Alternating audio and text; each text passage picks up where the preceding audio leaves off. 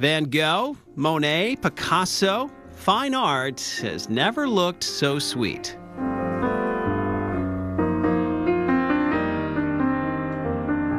I've always loved chocolate. I didn't know I actually work with it as a career. After graduating with a fine arts degree from New Hampshire Institute of Arts, Catherine Donovan went to work at a chocolate boutique. I discovered chocolate as an art form, so I started working with chocolate and then soon after painting with chocolate.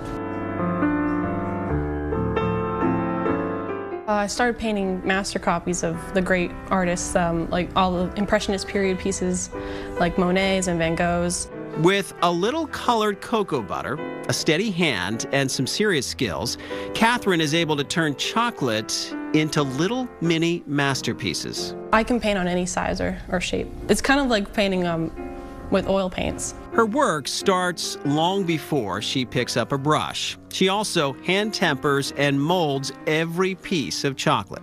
I like to paint on Nyambo. It's like a really nice dark chocolate. It's 68%. But I can paint on any kind of chocolate. Catherine is the artist in residence at La Cascade du Chocolat in downtown Exeter. Her studio, a kitchen behind glass, so anyone who wanders in for a treat can watch her work. Most people look at her work and say, oh, it's so beautiful, who could possibly eat that?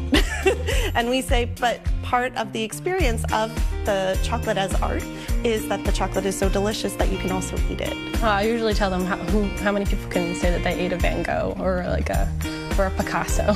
She also does commissions. If you have a favorite work of art, Catherine can probably paint it for you on chocolate. Yeah, I get wedding commissions and like party commissions, so people want instead of a cake for their wedding, they'll get a bonbon piece or they can use that as like a party favor.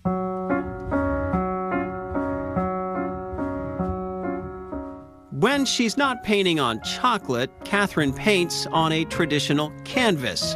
Her palette oil paints instead of cocoa butter. It's completely like the opposite of what I usually would paint, because I paint in a trompe-l'oeil style with my watercolors and oils, so I just gravitated towards painting with Impressionist style for chocolate.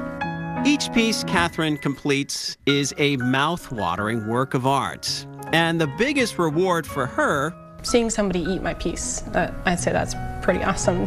There's nowhere else that you can get something like this, something so unique and interesting as a special occasion gift or a happy birthday or something that no one else could possibly have ever given you. It's a pretty unique gift.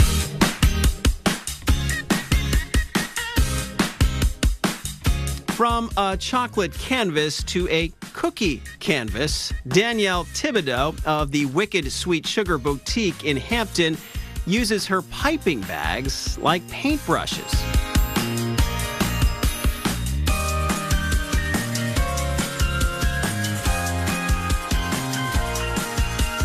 Things shouldn't just look good, they should also taste good, right? Especially if it's a food product. It's more importantly, it tastes good. But I try to make everything look artsy and look fun and look professional. Cookie art has become a bit of a fad, with dozens of Instagram accounts, YouTube channels, even a cookie con dedicated to making the ordinary extraordinary. There are more and more people that are going into it. There's lots of new techniques that are out there. There's lots of fun little tools and gadgets that exist out there now.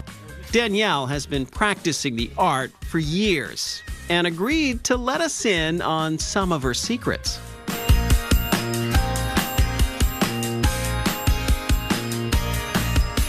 For decorating cookies, you've got two different consistencies of frosting that you need.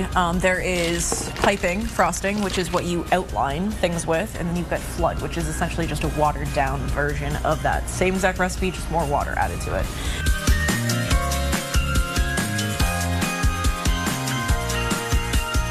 I love cookies that I can paint with. They're fun when it's simple, just piping like the cupcakes, but it's also really fun when you can paint with them.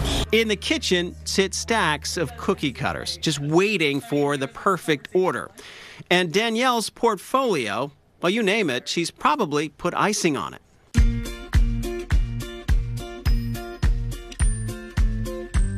Yes, they're totally little works of art. Anything with baking turns into consistencies are key, getting the right, learning colors and what colors go together, how to make the appropriate colors. There's small little details like that that you don't really think of until you really submerge yourself into it.